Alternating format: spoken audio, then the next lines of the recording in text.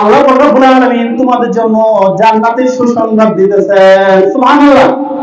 আল্লা তাখাফু ওয়া লা তাহজানু ওয়া আবশিরু বিল জান্নাহ জান্নাতিল্লাতী কুনতুম তুআদুন।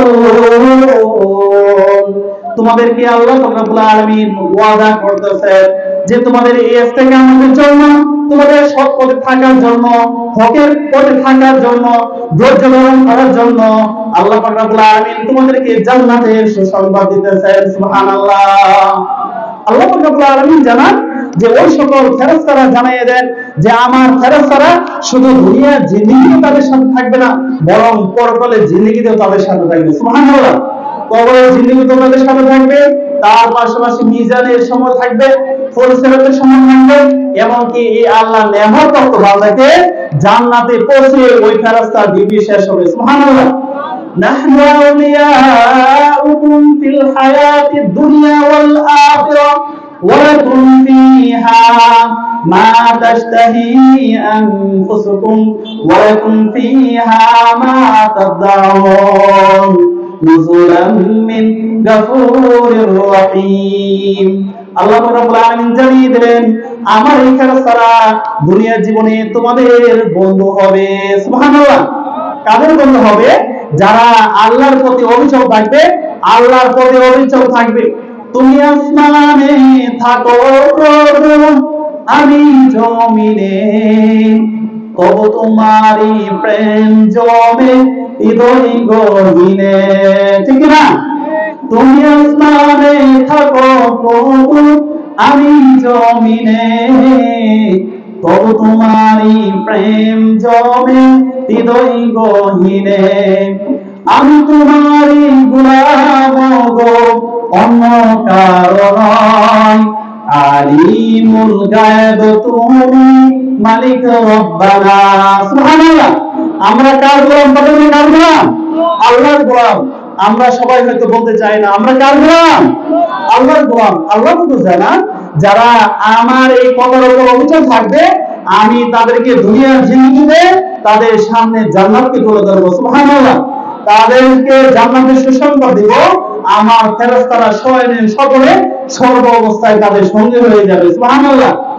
এমনকি তারা যখন মৃত্যুবরণ করবে, ওই কবরের জিন্দেগিতেও তাদের সঙ্গে থাকবে আমার ফেরেশতারা, এবং তাদের দুনিয়ার কিয়ামতের ময়দানে, হাসরের ময়দানে প্রত্যেকটা পয়েন্টে আমার এই নিয়ামতপ্রাপ্ত ফেরেশতারা তাদের সঙ্গে হবে, এমনকি তাদেরকে জান্নাতে পৌঁছে দেবে।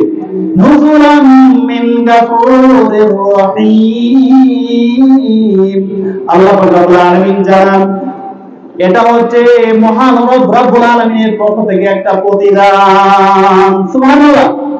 আল্লাহ রাব্বুল আলামিন জানিয়ে দিলেন যে হাদিসটি বুখারীর বর্ণনায় এসেছে, আনা আনাস ইবনে মালিক রাদিয়াল্লাহু তাআলা আনহু قال رسول الله صلى الله عليه وسلم يأتي على الناس زمان।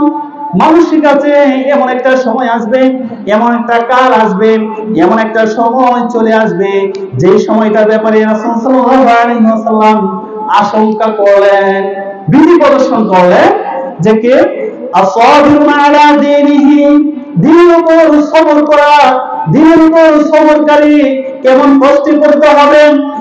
কারণ কবিদি আলাল জামাল, হাতের মধ্যে একটা আঙ্গুরা রাখলে, আগুন রাখলে যে পরিমাণ কষ্ট হয়ে যাবে, তার চেয়ে অধিক পরিমাণ কষ্ট হয়ে যাবে দিনের উপর অবিচল থাকা। ঠিক না? আজও আমরা দেখতে পাই যে আমাদের দেশে 92% লোক, 92% লোক মুসলমান, আর এই দেশে অন্য ধর্মাবলম্বী লোক বাস করে, শান্তিপূর্ণভাবে বসবাস করে। আমরা তাদেরকে বাধা প্রদান করি না। কি বলেন? ঠিক না? আজও দেখতে পাই হিন্দুবাদী ইসকন আমাদের দেশে থাকে। কি বলেন? ঠিক না? এইটা আমরা মুসলমান হিসেবে কখনো বরদাস্ত করতে পারি না। আমরা যেহেতু শান্তি চাই, তার জন্য আমরা আইনের প্রক্রিয়ার মাধ্যমে এই দেশের মুসলমানরা এটা মোকাবেলা করবে। কি বলেন? ঠিক না? আমরা কখনো চাই না হিন্দু মুসলিম দাঙ্গা হোক, হিন্দুদের অধিকার থেকে বঞ্চিত হোক, তারাও বসবাস করবে, আমরাও বসবাস করবো, উভয়ের সম অবস্থান থাকবে, সকল কিছু সুন্দরভাবে চলবে। আমরা তাদের সাথে বিরোধী যেতে চাই না। কি বলেন? ঠিক না?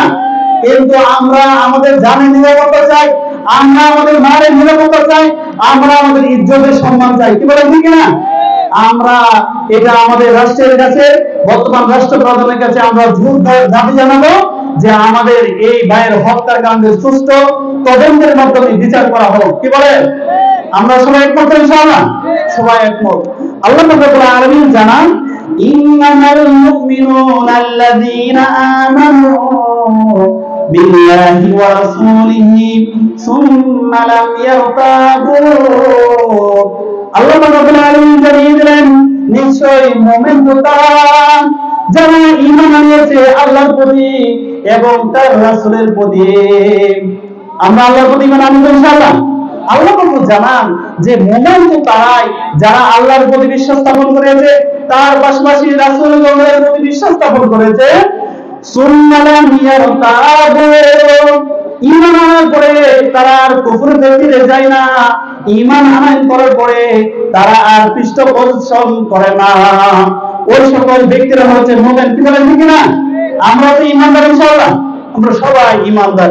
আল্লাহ পাক রব্বুল আলামিন জানান যে ঈমানদারদের কিছু কোয়ালিটি আছে।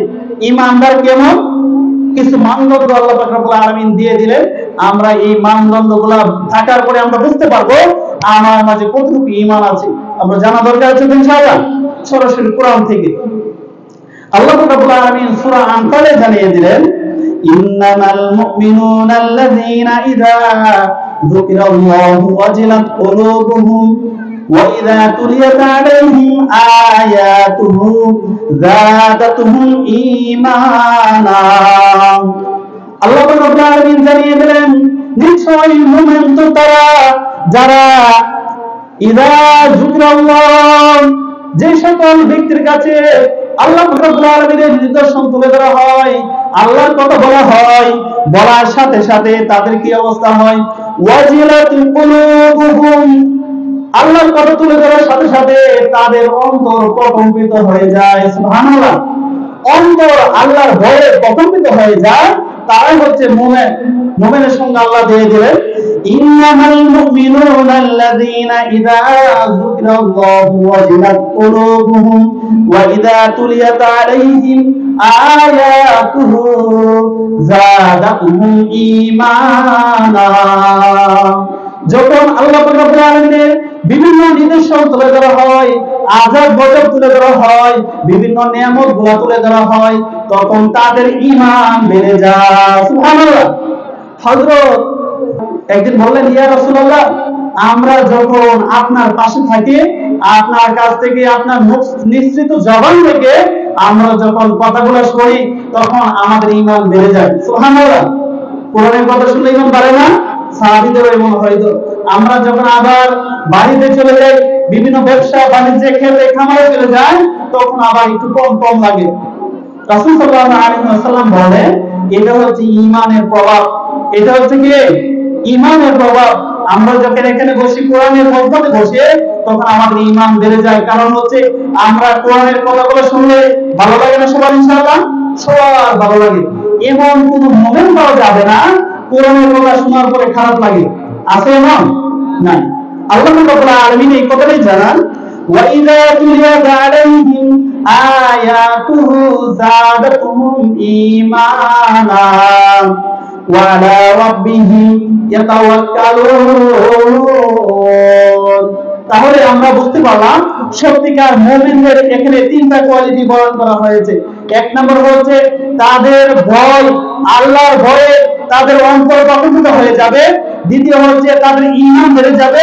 তৃতীয় হচ্ছে তারা সর্ব অবস্থায় আল্লাহর উপর তাওয়াক্কুল করবে। আমরা করব ইনশাআল্লাহ। সর্ব অবস্থায় আল্লাহ রাব্বুল আলামিনের প্রতি তাওয়াক্কুল করতে হবে। আল্লাহ রাব্বুল আলামিন অন্যত্র জানান, আল্লাযীনা ইউকিমুনাস সালাহ আল্লাযীনা ইউকিমুনাস সালাতা ওয়া মিম্মা রাযাকনাহুম ইউনফিকুন। মুমিন তো তারা যারা নামাজ প্রতিষ্ঠা করে। তারা কি করে? নামাজ প্রতিষ্ঠা করে। তার পাশাপাশি আল্লাহ রাব্বুল আলামিন দুনিয়ার জিন্দেগিতে তাদেরকে যে রিজিক দিয়েছেন, ওই রিজিক থেকে তারা ব্যয় করে। সুবহানাল্লাহ। আমরা করব ইনশাআল্লাহ, করতে হবে। আল্লাহ রাব্বুল আলামিন জানিয়ে দিলেন, উলাইকা হুমুল মুমিনুনা হাক্কান লাহুম দারাজাতুন ইনদা রাব্বিহিম ওয়া মাগফিরাতুন ওয়া রিজকুন কারীম। আল্লাহ রাব্বুল আলামিন জানিয়ে দিলেন ওই সকল কোয়ালিটি সম্পন্ন লোকগুলো হচ্ছে সত্যিকার মুমিন। তাদের জন্য তাদের রবের কাছে পরকালীন জিন্দেগিতে উত্তম রিজিকের ব্যবস্থা রয়েছে এবং তাদের জন্য ক্ষমা। সুবহানাল্লাহ। আল্লাহ পাক সুসংবাদ দিতেছেন যে তাদের জন্য ক্ষমা, যে আল্লাহ পাক রব্বুল আলামিন আমাদেরকে ক্ষমা ঘোষণা করবেন। ক্ষমা পেতে চাই তো সবাই ইনশাআল্লাহ? ক্ষমা পেতে চাই। আল্লাহ রাব্বুল আলামিন জানান, আমি বনি আদমকে সবচেয়ে বেশি সম্মানিত করেছি। ওয়ালাকাদ কারামনা বনি আদম, আমি বনি আদমকে পৃথিবীর সৃষ্টি কুলের মাঝে সবচেয়ে বেশি সম্মানিত করেছি। তাই তো কবি বলেন, মাটির আদমকে প্রথম সৃষ্টি করিয়া ভূষণ করিয়া দিলেন শ্রেষ্ঠ করিয়া। ঠিক না? তাই নূরের ফেরেশতারা করিল আদমকে সেজদা। আসমানের ফেরেশতারা জমিনের ফেরেশতার চেয়েও হাজার কোটি ফেরেশতার চেয়েও আল্লাহর কাছে একজন ঈমানদার মুমিনের দাম বেশি। সুবহানাল্লাহ। আল্লাহ রাব্বুল আলামিন এই কথাটাই জানিয়ে দিলেন। এই মুমিনদেরকে আল্লাহ রাব্বুল আলামিন বিভিন্ন ভাবে পরীক্ষা করবেন। পরীক্ষা করেন না? দেখবেন যে লোক নামাজ পড়ে না ওই লোকের মুসিবত হয় না, যে লোক নামাজে আল্লাহ ওয়ালা তাকওয়া ওই লোকের বিপদ চলে আসে। আসে না? হঠাৎ করে বিপদ চলে আসে। আল্লাহ রাব্বুল আলামিন জানিয়ে দিলেন অবশ্যই আমি মুমিনদেরকে পরীক্ষা করব। সুবহানাল্লাহ। আমাদেরকে পরীক্ষা, আমরা একটা দুনিয়া আছে পরীক্ষার হল, আমরা একটা পরীক্ষার হলের মধ্যে আছে। আমরা বিভিন্ন আপদ বিপদ মুসিবতে আমাদের ধৈর্য ধারণ করতে হবে। করব? আল্লাহ রাব্বুল আলামিন সূরা বাকারাতে জানিয়ে দিলেন, ওয়ালানাবলুওয়ান্নাকুম বিশাইইন মিনাল খাউফি ওয়াল জু'i ওয়া নাকসিন মিনাল আমওয়াল। আল্লাহ রাব্বুল আলামিন জানান অবশ্যই আমি মুমিনদেরকে পরীক্ষা করব, তাদেরকে বিভিন্ন ভয় দিয়ে পরীক্ষা করব, তাদেরকে জানমালের সম্পদ দ্বারা পরীক্ষা করব, তাদেরকে গৃহস্থলীয় পশু দ্বারা সম্পদ দ্বারা পরীক্ষা করব, জানমালের পন্থী দ্বারা তাদেরকে পরীক্ষা করব। আল্লাহ রাব্বুল আলামিন জানিয়ে দিলেন ওয়াবাশশিরিল মুমিনিন,